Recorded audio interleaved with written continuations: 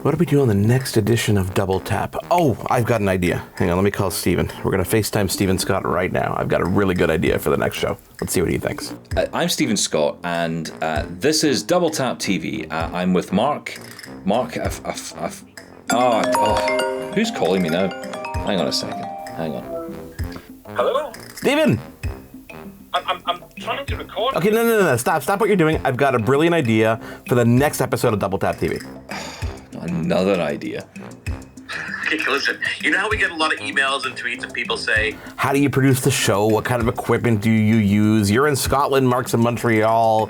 Why don't we show them how we produce an episode of Double Tap TV? Okay. When? We just started. What? oh, come on, I haven't even done my hair. The latest tech, I'm Alexa.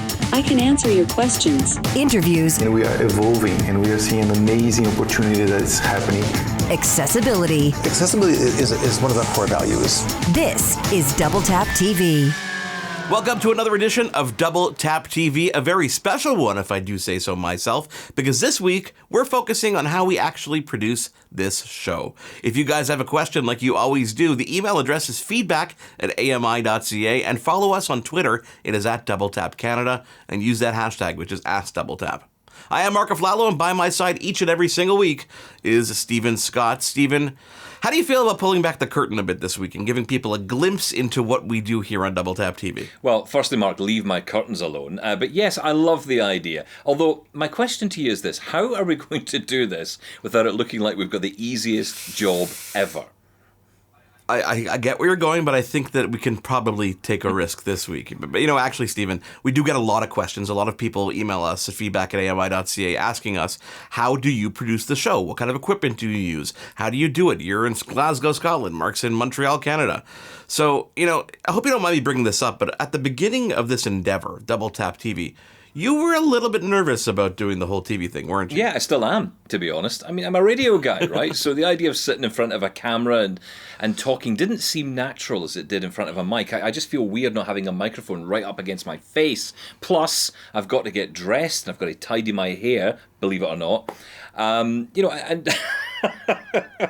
mean, it's one of those things. I'm just not used to this, and I've tried to get used to it.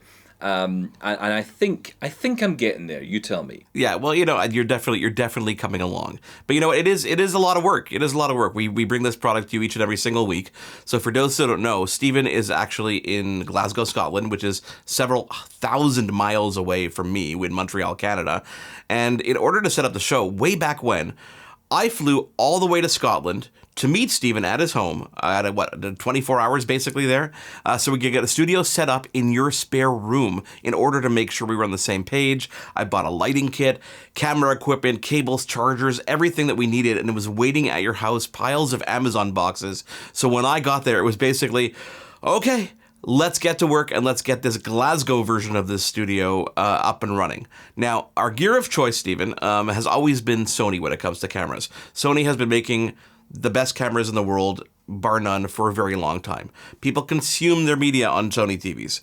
People watch their media and listen on Sony, home theater systems. Everything is shot on Sony Pro cameras when you look at the entire industry. So it made sense that if you wanted to go pro, we wanted to go Sony. So that's what we did. On the audio side of things, people ask us, what kind of microphones do you use?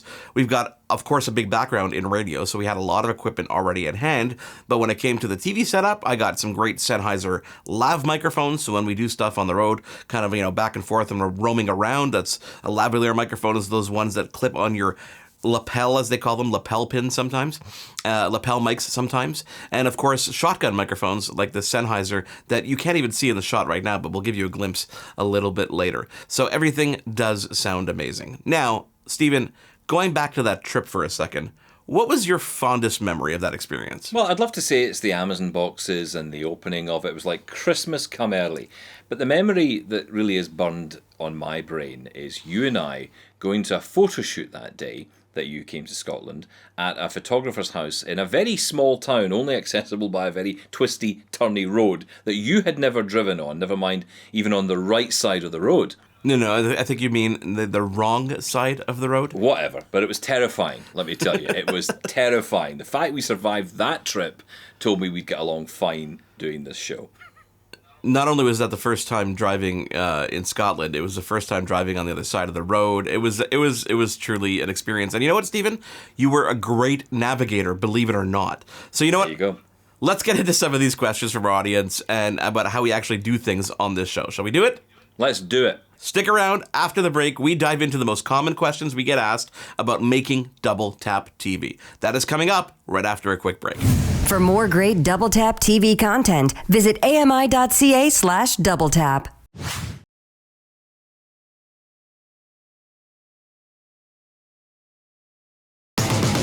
This is Double Tap TV. We are back on Double Tap TV. Again, thank you so much for being involved, guys. Because we're talking all about your questions this week, I have to remind you, our email address is feedback@ami.ca. On Twitter, it is @DoubleTapCanada. And that hashtag is also important, AskDoubleTap. So this week, it's all about how we produce Double Tap TV, how we make this show each and every single week. I am Mark Aflalo. Stephen Scott is always by my side, even though he is thousands of miles away in Glasgow, Scotland. Stephen, this is a topic we've been asked to cover for a very long time. So what do you say we actually kick things off? And first up, we'll start with the most common question we get, which is, how do you record interviews? Oh, that's an excellent question. But look, what I'll do is I'll actually take you to my editing desk, which is right behind me. So I've got a camera just to my left here. I'm just going to grab this and take you to the desk. So just to show you my camera setup, which is always in front of me, of course, I've got my camera, I've got my field monitor, and I've got my Sennheiser microphone. There are spotlights all around me here so that you can see my beautiful face as much as you can really put up with. And just over here, I mean, this background that I have behind me at all times, people think is fake. It's not, it's very real. And I'm going to show you it today. So I'm just going to plonk the camera here. Of course, due to social distancing, I can't get anyone in to help me here, so I'm filming this as we go on my own, so hopefully you can see me okay. So yeah, what I want to talk about here is interviews and recording interviews. And one of the questions I get asked a lot of the time is, how do you record someone, make sure that you get good quality video, but also get the full side of their conversation? Well, I'm going to let you into a couple of tips and tricks here, all right? I use Zoom. Now, Zoom is a fantastic program. And what it lets you do is it lets you do a couple of things that are really important. It lets you record individual people's audio, which is very important, of course, especially for the radio show, which of course I do from this desk as well. It lets me record the individual audio tracks of each participant in a call. But thanks to a pin feature on Zoom, when you go into a call with someone, you can pin their video. And when you hit record, it will only record their video. So you take their video, you take their audio track, and you put them together in the audio editor and indeed in the video editor. And Mark will talk a bit about that later. So I'm going to go into my preferences. Preferences, settings, system dialog. And I'm going to go to the bit where I've got the option for recording options. Settings. Your clip setting table, audio in table, share screen, chat, background and filters, profile, statistics, pro recording. There we are. So I'm now going to go through the options on this list. Vertical scroll area close, settings, table, vertical splitter, scroll area, close, settings, table, recording, vertical splitter, scroll area, close, settings, table, recording, /user/Stephen Scott / Okay, sorry. Table. We'll take it from here. So I'm now going to go into the recording settings. /user/Stephen Scott / open. 100.7 gig. Choose a location to save the recording to after the meeting ends. Unticked. So that's asking me, do I want to choose a place where the recordings go after the recording is finished? Well, I can choose that option, or I can just pick a place on the system. I think I've just chosen my downloads folder on my computer, so I'm happy with that. Record a separate audio file for each participant. Tip. Record a separate audio file for each participant. That's really important, because that's exactly what I'm talking about. It means every single person, whether it be me, whether it be Mark, or indeed the third person in the call, it makes sure that their audio is recorded on a separate audio track. That means that, let's say, for example, someone coughs during your question, or you cough during their answer.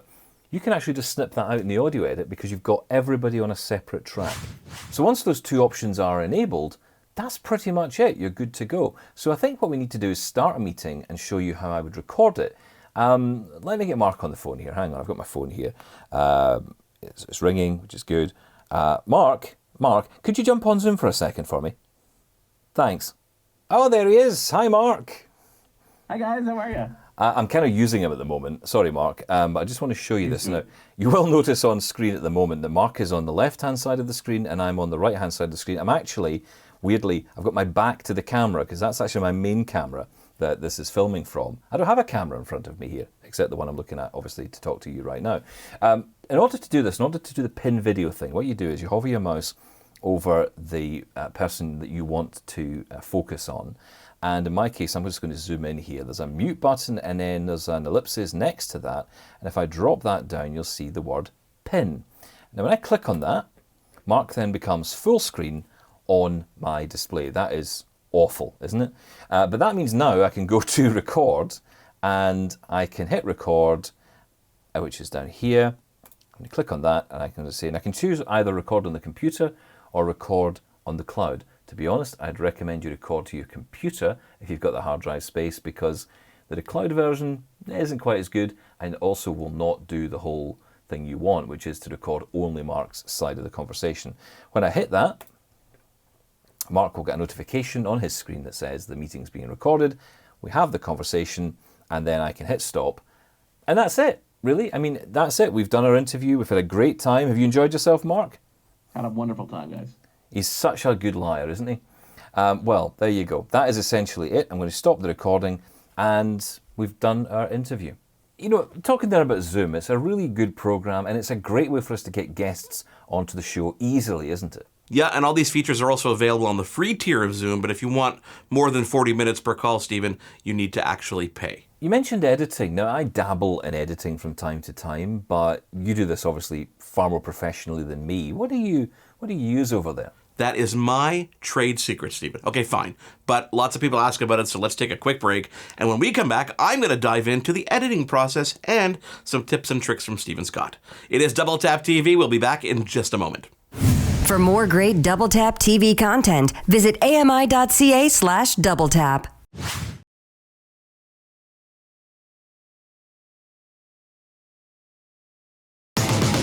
This is Double Tap TV.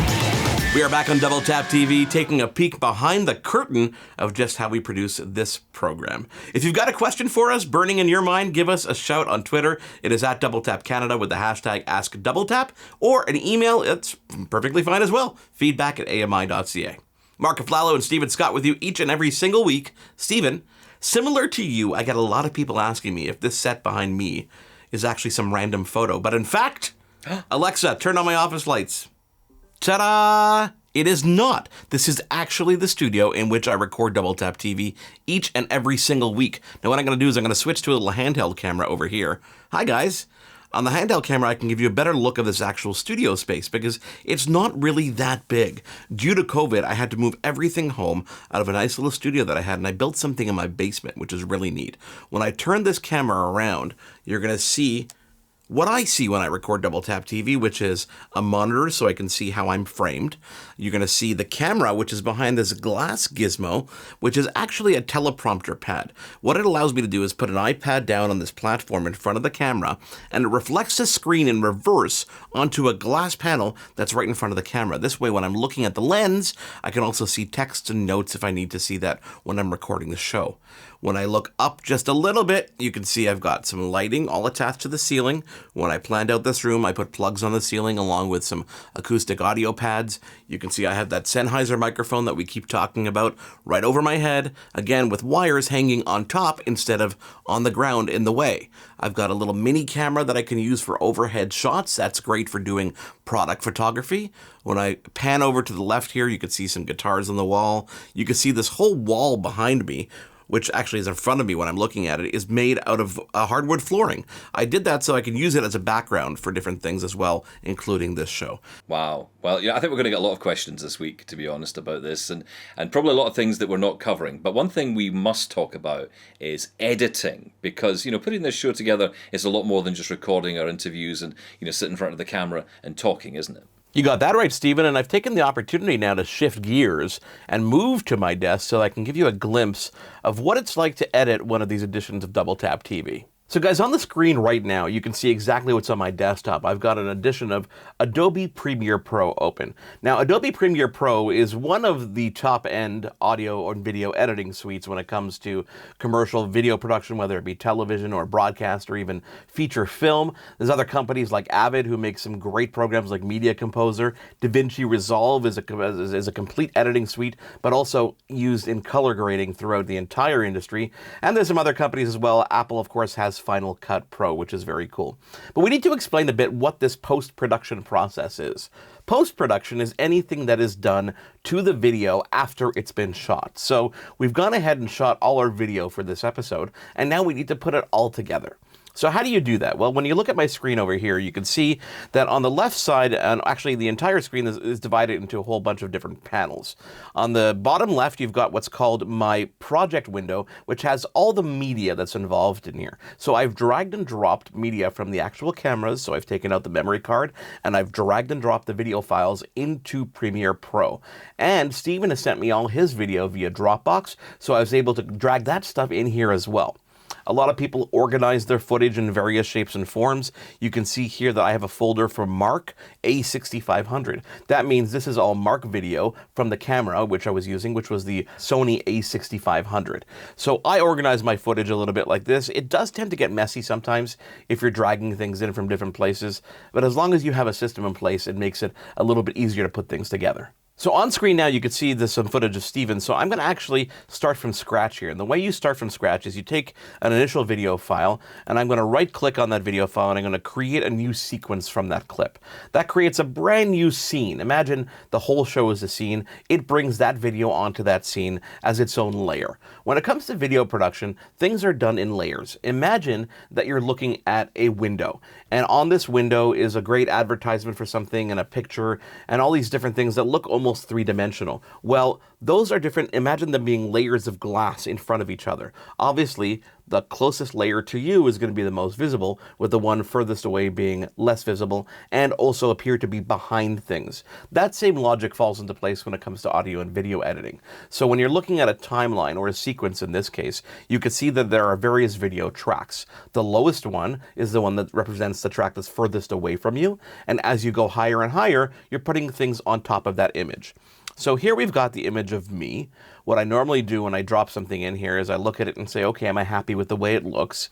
In this particular case, I want to zoom in a bit and cut off some of the extraneous information that's on there. So I want to get rid of some of the things that are in the background. So what I do is I zoom in to the actual image, and you can see when I zoom in, it cuts off things in the background and things around the edges that I don't want to be seen. And then I'll slide my picture over a bit to the down and a bit to the left so that it's framed nicely in the image. Once I'm happy with mine, I can go ahead and grab Steven's footage from here as well and take his and drag it on top of mine so it's a layer above it. I can do the same thing to Steven's image. I can zoom it in a bit, I can position it left and right, and now I have a great image of Steven. But this is where we get a little bit more creative, because we want to do things like have both of us on the screen at the same time. This is where graphics come into play.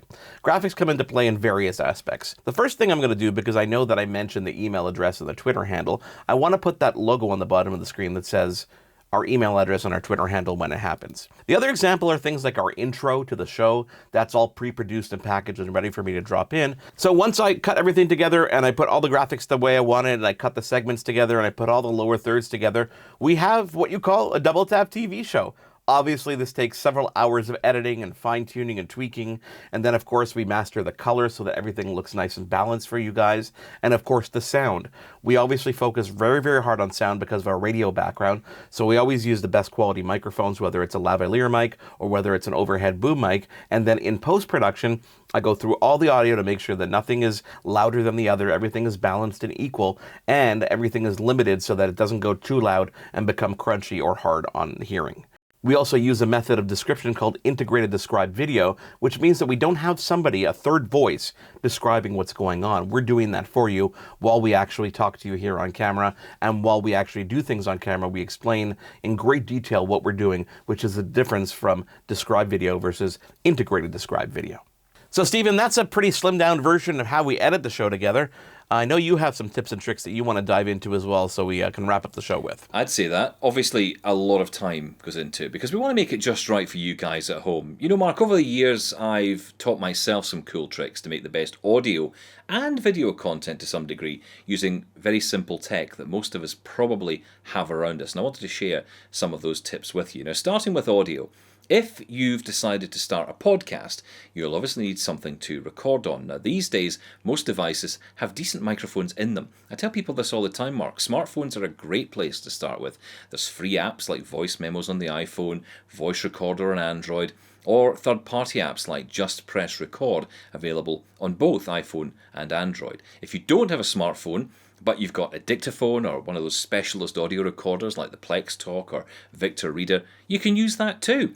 Use headphones where possible when recording though, so you can be sure that you're getting good audio levels. You've got to make sure you can hear yourself clearly. And then if you're using a smartphone, remember to turn on the Do Not Disturb mode. You don't want that great idea, rant or interview being lost because your mum called you. Also, the microphone itself can actually be worth considering. If you're taking part in an interview over Zoom or another platform, you might want to think about putting headphones in that have a built-in mic. It cuts down on the feedback sound coming from the phone, and it focuses the mic on what you're actually saying. Now, I mean, it sounds crazy, but the earbuds that come bundled with your smartphone, or really any pair of headphones with mics built in these days, are great. Many people use AirPods, for example. Now, as for recording video, there are a couple of top tips I want to share here. Firstly, film yourself and your subject in landscape mode. Unless you're only posting to Instagram, it's best to give as much of the potential image as possible. If you're a voiceover user on the iPhone, make the most of shooting video and taking pictures with the built-in guidance on the camera app, helping you locate the subject, set up your frame, and let you know that the image is centered. And a quick tip for those of you who are coming on to our show or any other via Zoom or another conference platform, if you're using a laptop, raise it up on a pile of books or a box so the camera is in line with your face. Nobody wants to look up your nostrils, I guarantee it. And finally, quite literally my coolest tip of all, buy yourself a neck fan. Yes, I'm being serious. Every time I record this show with Mark, I'm running around at last minute, sorting out script, making sure my background is clear of all the debris. Hopefully it is today. And when I finally sit down, I'm starting to perspire. Well, this is a cool neck fan with a fan on each arm that points up to my face and gives me a relaxing breeze. Let me just put it on here. So it means that I can, basically chill out, quite literally. My wife actually got this as a joke for Christmas time, but it's actually been amazing. It has LEDs that turn on to, Mark will tell me what colours they are, but I think that's probably a kind of yellowy colour, maybe a pink colour. I've got no idea, I'm colourblind, I couldn't care less. But what I'm interested in is the fan bit. And I don't know if you'll hear it on mic, but it gets actually pretty loud. And you can get some nice breeze. And Mark, I can feel nice and cool. I'm chilled. Cool indeed, Stephen. Guys at home, I hope this gives you a little insight into how we produce this show on a weekly basis. Hope it answers all your questions. If not, you know our email address. It's feedback@ami.ca. And of course, on Twitter, follow us. It is @DoubleTapCanada. And use that hashtag, which is AskDoubleTap, whenever you've got a question for us. On behalf of Stephen Scott, I am Mark Aflalo. Thank you guys for being here. We'll catch you on our next episode. For more great Double Tap TV content, visit ami.ca/doubletap. Hosted by Mark Aflalo and Stephen Scott. Editing, Will Latar. Production assistants, Wendy Kaufman. Content review, Zachary Aflalo. Social media, Andy Wynn. Segment producer, Sean Priest. Voiceover, Anna Vicino. Integrated Described Video Specialist, Ron Rickford. Coordinating producer, Jennifer Johnson. Director, Production, Kara Nye. Director, Programming, Brian Perdue. VP Content Development and Programming, John Melville. President and CEO, David Arrington. Copyright 2021, Accessible Media, Inc.